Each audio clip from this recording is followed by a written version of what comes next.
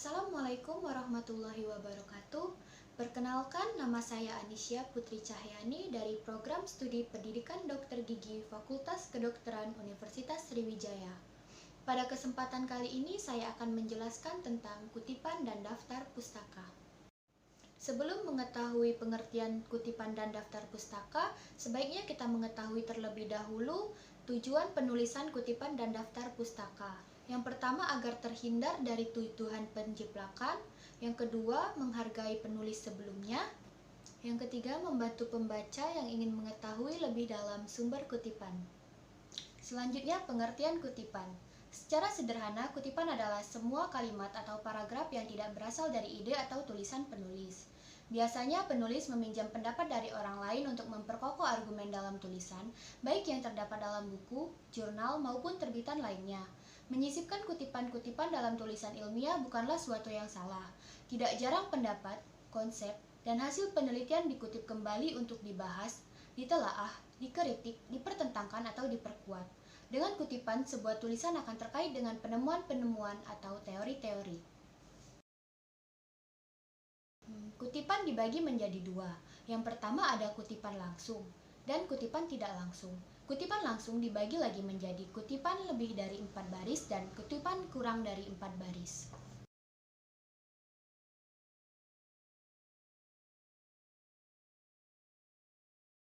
Pertama, kutipan langsung. Kutipan yang ditulis sama persis dengan sumber aslinya, baik bahasa maupun ejaannya.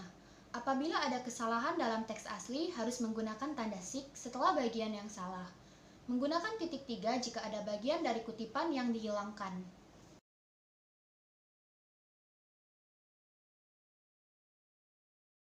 Selanjutnya, kutipan langsung kurang dari 4 baris. Diintegrasikan dalam teks, diapit tanda petik, jarak antar baris sama dengan teks asli, dicantumkan sumber kutipan, nama akhir pengarang, koma, tahun, titik 2, halaman. Yang kedua, kutipan langsung lebih dari 4 baris. Terpisah dari teks dan menjorok ke dalam, jarak antar baris 1 spasi, 5 ketuk rata kiri dan 5 ketuk rata kanan, boleh diapit tanda kutip, boleh tidak, dicantumkan sumber rujukannya. Jenis kutipan yang kedua yaitu kutipan tidak langsung. Penulis mengambil ide orang lain, kemudian merangkainya dengan kalimat sendiri tanpa mengubah makna. Diintegrasikan dalam teks, diberi jarak antar baris sama dengan teks asli, dicantumkan sumber kutipan, nama akhir pengarang, koma, tahun, titik 2, halaman. Berikut ini adalah contoh-contoh kutipan. Yang pertama, contoh kutipan kurang dari 4 baris. Pada contoh ini terdapat penulisan kata yang salah, yaitu prevalensi yang seharusnya ditulis prevalensi, jadi menggunakan tanda sik. Yang kedua ada contoh kutipan lebih dari 4 baris. Yang ketiga, contoh kutipan tidak langsung. Dan selanjutnya, contoh kutipan dalam kutipan. Selanjutnya, materi daftar pustaka. Daftar pustaka adalah suatu daftar yang memuat semua informasi dari sumber kutipan secara jelas dan terperinci, yang disusun secara alfabetis. Daftar pustaka diletakkan di bagian makalah akhir sebuah tulisan. Daftar pustaka berisi buku, makalah, artikel atau bahan cetakan lainnya yang dikutip baik secara langsung maupun tidak langsung. Baris pertama dimulai pada margin sebelah kiri, baris kedua dan selanjutnya dimulai dengan 3 ketukan ke dalam. Jarak antar baris adalah 1,5 spasi. Daftar pustaka diurut berdasar abjad huruf pertama nama keluarga penulis. Jika penulis yang sama menulis beberapa karya ilmiah yang dikutip, nama penulis itu harus dicantumkan ulang. Daftar pustaka buku dengan 1 orang pengarang.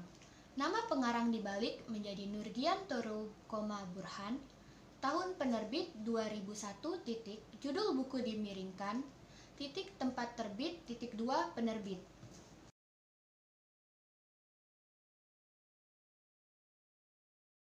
Daftar pustaka buku dengan 2 orang pengarang. Nama pengarang pertama dibalik, tetapi nama pengarang kedua tidak dibalik. Seperti Trianto, A, H, dan Agung Barizi. Tahun penerbit 2000, judul buku dimiringkan, tempat terbit, 2 penerbit. Pustaka buku dengan 3 orang pengarang. Nama pengarang pertama dibalik, tetapi nama pengarang kedua dan ketiga tidak dibalik. Tahun penerbit 2003, judul buku dimiringkan, tempat terbit, 2 penerbit. Yang keempat, daftar pustaka buku dengan lebih dari 3 orang pengarang. Nama pengarang pertama dibalik dan gunakan DKK atau dan kawan-kawan. Tahun penerbit, judul buku dimiringkan, tempat terbit, dan 2 penerbit. Yang kelima, artikel dalam buku yang memakai editor. Nama penulis artikel, tahun penerbit, judul artikel ditulis tanpa cetak miring jika ia bahasa Indonesia, dan jika bahasa asing menggunakan cetak miring dengan huruf kapital hanya di depan judul saja. Nama editor ditulis seperti menulis nama biasa, diberi dalam kurung ed bila hanya satu editor, dan bila lebih dari satu editor, dalam kurung eds. Judul buku kumpulannya ditulis dengan huruf miring, dan nomor halamannya disebutkan dalam kurung. Tempat terbit, 2 penerbit, . Yang keenam, artikel dalam surat kabar. Nama penulis ditulis paling depan, tanggal, bulan, dan tahun jika ada. Judul artikel ditulis cetak biasa dan huruf besar pada setiap awal kata kecuali kata hubung. Nama majalah atau koran ditulis huruf kecil kecuali huruf pertama setiap kata dan dicetak miring, nomor halaman. Yang ketujuh, artikel dalam surat kabar tanpa pengarang. Nama koran, tanggal, bulan, dan tahun. Judul ditulis dengan huruf kapital, kecil dicetak miring, nomor halaman. Yang kedelapan, makalah yang disajikan dalam seminar atau loka karya. Nama penulis, tahun, judul makalah ditulis dengan cetak miring, diikuti dengan pernyataan makalah disampaikan dalam nama pertemuan, lembaga penyelenggara dan tanggal serta bulannya. Yang kesembilan, artikel dalam jurnal ilmiah atau majalah ilmiah. Nama penulis dibalik, tahun, judul artikel ditulis dengan cetak biasa dan huruf besar pada setiap awal kata. Nama jurnal ditulis cetak miring dan huruf awal dari setiap katanya ditulis dengan huruf besar kecuali kata hubung. Bagian akhir berturut-turut ditulis jurnal tahun keberapa, nomor berapa, dalam kurung, dan nomor halaman dari artikel tersebut.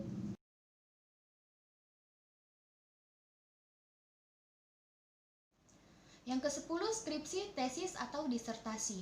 Nama penulis, tahun, judul skripsi, tesis, atau disertasi ditulis dengan cetak miring diikuti dengan pernyataan skripsi, tesis, atau disertasi tidak diterbitkan, seperti pada contoh tersebut menggunakan skripsi.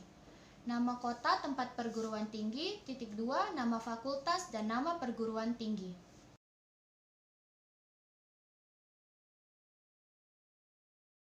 Yang ke-11, buku tanpa pengarang. Nama lembaga, tahun, judul karangan yang dicetak miring, nama penerbit, 2, nama lembaga. 12, sumber internet. Nama penulis, tahun, judul karya tersebut dicetak miring dengan keterangan dalam kurung online. Diakhiri dengan alamat sumber rujukan tersebut disertai keterangan kapan diakses di antara tanda kurung. Yang terakhir ada daftar pustaka, buku terjemahan. Nama penulis, tahun penerbitan karya asli, judul buku penerjemahan, nama penerjemahan, tahun penerjemahan, tempat penerbitan, 2, nama penerbitan.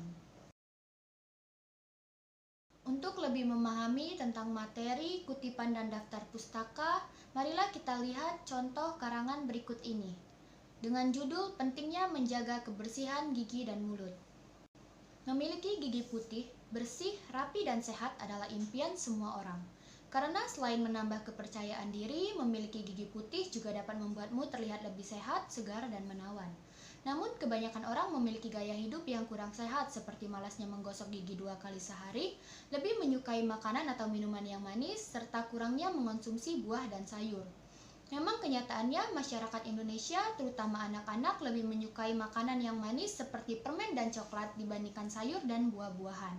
Tanpa mereka sadari, kebiasaan tersebutlah yang dapat menimbulkan masalah di kemudian hari. Untuk memperkuat paragraf 1, pada karangan ini menggunakan kutipan langsung kurang dari 4 baris dengan sumber kutipan nama akhir pengarang yaitu Prasasti, tahun 2016.2 halaman 1. Seperti yang sudah dijelaskan pada contoh tadi, kutipan ini terdapat kesalahan kata pravalensi yang seharusnya ditulis prevalensi sehingga menggunakan tanda siks setelah kata yang salah.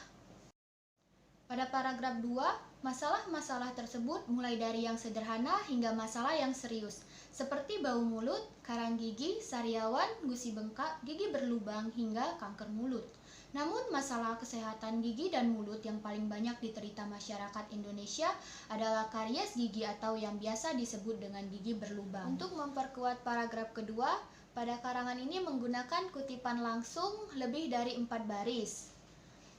Yaitu kutipannya terpisah dari teks, jarak antar baris 1 spasi, menjorok ke dalam dengan 5 ketuk rata kiri dan 5 ketuk rata kanan, dan dicantumkan juga sumber rujukannya yaitu pada paragraf 3, karies gigi merupakan penyakit infeksi yang telah dikenal sejak zaman dahulu. Penyakit ini dapat merusak struktur gigi dan menyebabkan gigi berlubang. Bahkan dapat menimbulkan rasa nyeri terutama saat mengunyah makanan. Memperkuat kalimat tersebut, penulis menggunakan kutipan langsung lebih dari 4 baris seperti pada paragraf 2 tadi. Dan dilanjutkan lagi dengan karangan penulis, karies gigi ini lebih banyak terjadi pada anak-anak karena anak-anak masih kurang peduli betapa pentingnya kesehatan gigi dan mulut. Mereka cenderung lebih menyukai makanan atau minuman manis yang bisa menyebabkan terjadinya karies gigi. Pada paragraf 4, selain makanan manis, karies gigi juga dapat disebabkan oleh banyak faktor. Menurut Sondang dan Hamada tahun 2008, dikutip oleh Gayatri tahun 2017 halaman 202, karies gigi dapat disebabkan oleh mikroorganisme atau plak, host atau gigi dan saliva, substrat atau karbohidrat, dan ditambah faktor waktu. Selain itu, faktor pendukung lain yang turut andil terhadap keparahan karies antara lain pengalaman karies, usia, jenis kelamin, sosial, ekonomi, geografis, dan perilaku terhadap kesehatan gigi. Tidak hanya itu, karies gigi juga dapat disebabkan oleh perilaku seseorang yang mengabaikan kebersihan gigi dan mulut. Hal ini disebabkan oleh kurangnya pengetahuan akan pentingnya kesehatan gigi dan mulut. Apabila seseorang memiliki pengetahuan lebih tentang kebersihan gigi dan mulut, maka secara tidak langsung mereka akan menjaga kesehatan gigi dan mulut sehingga dapat mencegah terjadinya karies atau kerusakan pada gigi orang tersebut. Pada paragraf 4 ini, penulis menggunakan kutipan dalam kutipan yang seperti Sondang dan Hamada tahun 2008 dikutip oleh Gayatri tahun 2017 pada halaman 202. Pada paragraf terakhir, oleh karena itu sangat penting bagi setiap orang untuk menjaga kebersihan dan kesehatan gigi dan mulut mereka, seperti menyikat gigi 2 kali sehari, minum air putih yang cukup, makan buah dan sayur, serta mengurangi makanan atau minuman yang manis. Karena apabila terjadi kerusakan pada gigi dan mulut dapat memengaruhi kesehatan anggota tubuh yang lain, sehingga akan mengganggu aktivitas sehari-hari. Sebab mulut merupakan bagian penting dari tubuh kita. Tidak hanya sebagai jalur masuknya makanan dan minuman, tetapi mulut memiliki banyak fungsi yang menyebabkan mulut dapat dikatakan sebagai cermin dari kesehatan seseorang. Pada bagian akhir karangan ini menggunakan daftar pustaka. Seperti yang pertama ini menggunakan daftar pustaka dari skripsi.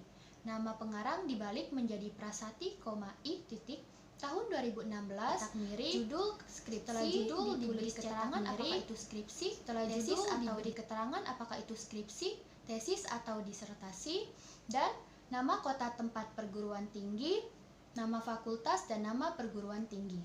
Dan daftar pustaka yang kedua, ketiga, dan keempat berasal dari jurnal, yaitu yang pertama nama penulis dibalik, tahun, judul ditulis dengan cetak biasa dan huruf besar pada setiap awal kata, nama jurnal ditulis cetak miring dan huruf awal dari setiap katanya ditulis dengan huruf besar kecuali kata hubung.